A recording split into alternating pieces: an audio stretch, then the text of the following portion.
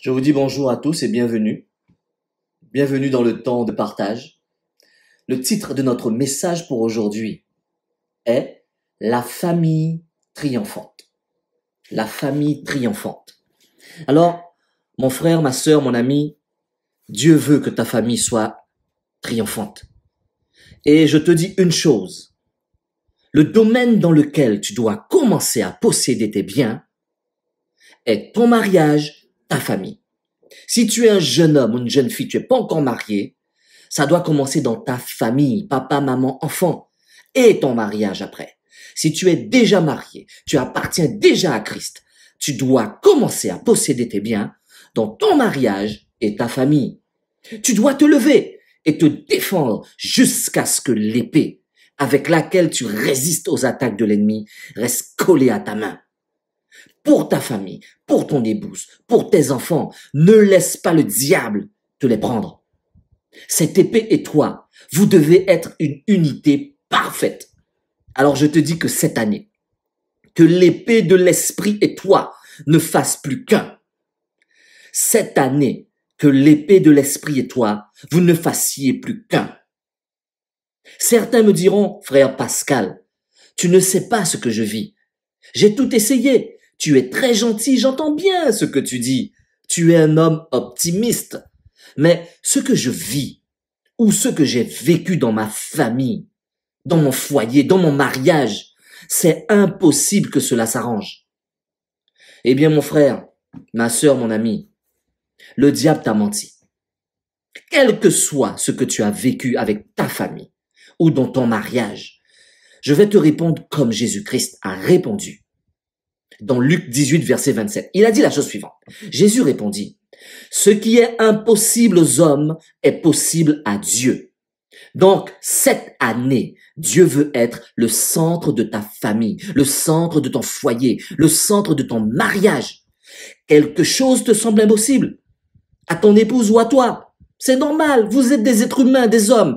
Impossible aux hommes, mais pas à Dieu. Luc 18, 27. Nous allons lire ensemble le psaume 128, le verset 1 à 5. Ce psaume s'intitule « Bénédiction du foyer de l'homme fidèle ». Ouvrons nos Bibles et regardons le psaume 128, verset 1 à 5. C'est un chant de montée, chant des montées appelé aussi cantique des degrés. Il est écrit dans psaume 128, le verset 1 et 2. Commençons par le verset 1 et 2. Le verset 1. Heureux tout homme qui craint l'Éternel, qui marche dans ses voies. Verset 2. Tu profites alors du travail de tes mains. Tu es heureux, tu prospères. Mon ami, mon frère, ma sœur, sache que, premièrement, Dieu dans ta vie. Deuxièmement, la famille, ta famille. Troisièmement, ton travail ou même ce qu'on appelle ton ministère. Ne confonds jamais Dieu et ton ministère. Parce que ton ministère peut s'arrêter. Ton ministère peut se vider. Un exemple concret. Tu es responsable d'une congrégation. La COVID-19 est arrivée, il n'y a plus personne dans cet immeuble. Ton ministère s'arrête. Tu ne peux plus te déplacer. Tu ne peux plus rien faire. Tu as les gens au téléphone. Le ministère est au ralenti. Mais ta relation avec Dieu ne s'arrête jamais. C'est pour ça que je t'ai dit, ne confonds jamais Dieu et ton ministère. Dieu en premier, la famille en deuxième, et le ministère vient en troisième ainsi que ton travail. Nous désirons tous que le verset 1 et 2 soient une réalité dans nos vies. Tous. Vous savez que certaines personnes profitent du travail de leurs mains, mais elles ne sont pas heureuses. D'autres personnes profitent du travail de leurs mains, mais elles ne sont pas prospères. Toujours justes. Elles gagnent leur salaire. Elles réussissent à fonctionner dans leur entreprise, mais elles sont toujours justes. Une fois que les dettes sont payées, une fois que les factures sont payées, une fois que les impôts sont payés, c'est trop juste. Ce verset nous présente tout homme, mais pas n'importe quel homme. Un homme qui craint l'Éternel, le père de famille. Et avant de parler de la femme et des enfants, on présente le père, un homme. Comprenons ce que Dieu désire, c'est que l'homme, qu'il soit le leader de sa famille. Vous savez que dans les temps de la fin, l'ennemi de nos âmes combat cette réalité divine dans ce monde. C'est la femme, maintenant, qui a les responsabilités de l'homme.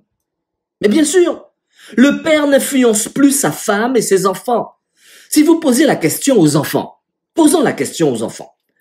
Quand tu es malade, qui s'occupe le plus souvent de toi? C'est maman. Qui prie avec toi le plus souvent? C'est maman. Qui te pousse le plus souvent à aller à l'école, à faire tes leçons? C'est encore maman. Pareil. Qui te pousse à prier plus souvent, à jeûner plus souvent? C'est maman. Le père est démissionnaire, surtout quand il travaille. Et si le travail rapporte beaucoup d'argent, de nos jours, le père est tellement occupé qu'il n'influence plus sa femme et ses enfants.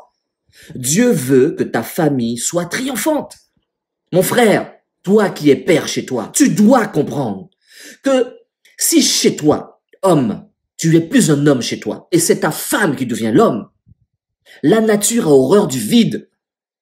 La famille se transformera automatiquement. Si ta femme devient l'homme, tu deviendras la femme chez toi. Cela vient de l'ennemi, non de Dieu. Regardons le verset 3.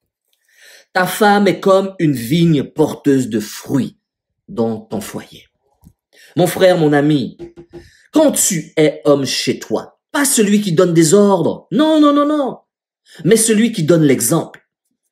Ne te base pas sur les traditions actuelles. Ne te base pas sur les vagues de ce monde, la mode. Ne te laisse pas influencer par le monde actuel. Tu dois être une source de bénédiction pour ta famille.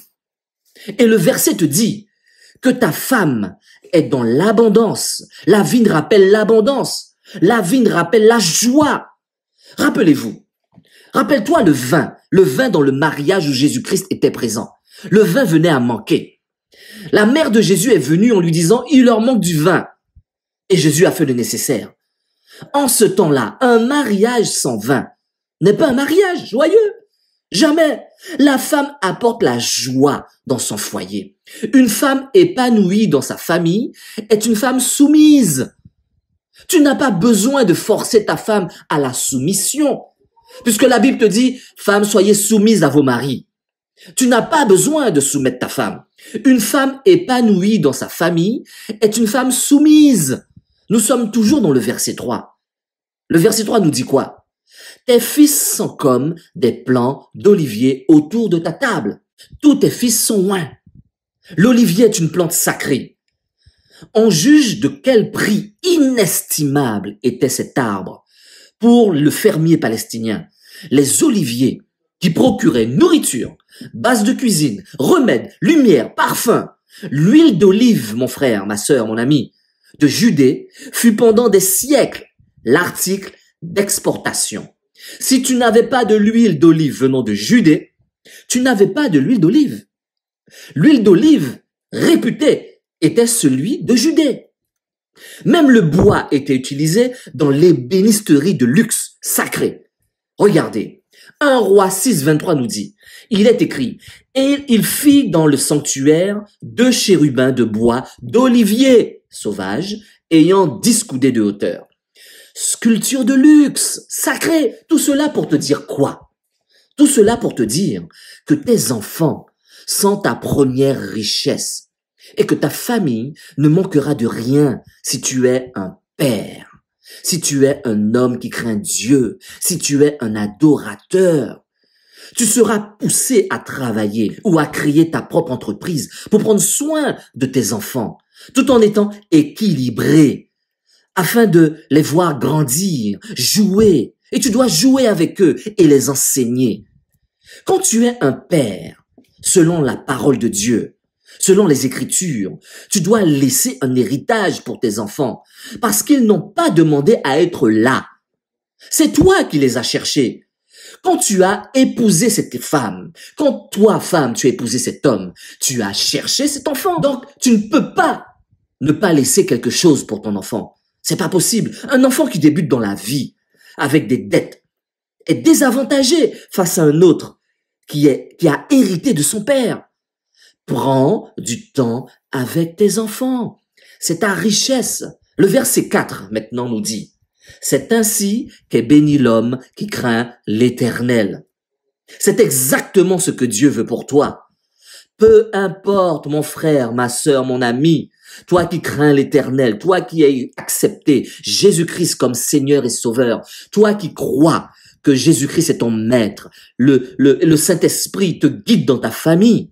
Peu importe si ta maison est dans le chaos, même si personne ne se parle pour le moment dans la famille, peu importe si tu ne sais pas où sont tes enfants, tout le temps, tu es au travail, ils sont à l'école. Tu ne sais pas qu'est-ce qu'ils font entre midi et 2. Ne t'inquiète pas s'ils ne te le disent même pas. Cela n'est pas important. Pourquoi? Parce que nous sommes dans le temps de la grâce. Et la grâce ne fait pas de demande. La grâce donne. Et Dieu te donne des anges qui campent autour de ta famille parce que tu le crains. C'est la parole de Dieu. L'ange de l'Éternel campe autour de ceux qui le craignent. Mon frère, si tu crains Dieu, Dieu protège ta famille. Alors mon frère, ma sœur, mon ami, est une image de foi de ce que sera ta famille dans le futur, ta famille à partir d'aujourd'hui, ta famille dès demain, si tu crains Dieu. Une famille qui traverse une crise sera plus forte qu'une famille qui n'en a pas traversé. Père, donne de l'amour, de l'affection, du temps et enseigne tes enfants selon la parole de Dieu. Enseigne ton épouse et tes enfants. Ne privilégie pas le garçon au détriment de la fille. Ne fais pas ça, car tu peux pas savoir d'où viendra ta bénédiction. Trop souvent, les familles avantagent les garçons par rapport aux filles. Mais sache une chose, j'ai un exemple pour toi, un exemple concret. Rappelle-toi de Jéthro, le père de Séphora. Jéthro a trouvé un beau-fils qui s'appelle Moïse, un gendre. Et sache que toute la tribu de Jéthro, toute la descendance de Jéthro a quitté là où ils étaient pour suivre les Lévites. Et ils ont habité ensemble avec les deux fils et Séphora. Alors quand tu agis ainsi, sache que tes enfants, à leur tour, feront pareil quand ils seront dans leur foyer, en bien comme en mal. Et qu'est-ce que le verset 5 nous dit pour terminer? L'Éternel te bénira de Sion. Dieu est en train de te dire, mon frère, ma sœur, mon ami, que c'est ainsi qu'il voit un homme béni. C'est la réussite. C'est une maison d'honneur. Le père selon Dieu, une mère selon Dieu, des enfants selon Dieu. Tu dois avoir absolument un culte familial régulier chez toi. Tu ne dois pas attendre d'aller dans ton assemblée pour prier avec ta famille. La Covid-19 te l'a démontré. Tu es resté bloqué pendant combien de mois sans aller dans ton assemblée? Donc si tu n'avais pas préparé régulièrement des cultes dans ta famille, vous aurez sombré. Ça te prouve que, en tant que père, tu dois instaurer un culte familial chez toi afin que la bénédiction se transmette de génération en génération et non la malédiction. Pour terminer, je te dirais que c'est ça la famille triomphante. Quand c'est Dieu qui bâtit la maison. Nous allons lire le psaume 127, versets 1 à 5. Cantique des degrés de Salomon. Si l'Éternel ne bâtit la maison, ceux qui la bâtisent travaillent en vain. Si l'Éternel ne garde la ville, celui qui la garde veille en vain. En vain, vous levez-vous matin, vous couchez-vous tard, et mangez-vous le pain de douleur. Il en donne autant à ses bien-aimés pendant leur sommeil. Voici, des fils sont un héritage de l'Éternel. Le fruit des entrailles est une récompense. Comme les flèches dans la main d'un guerrier, ainsi sont les fils de la jeunesse. Heureux l'homme qui en a rempli son carquois. Ils ne seront pas confus quand ils parleront avec des ennemis à la porte. Que vous soyez fortifiés et bénis. Et je vous dis à très bientôt pour un autre temps de partage. Amen.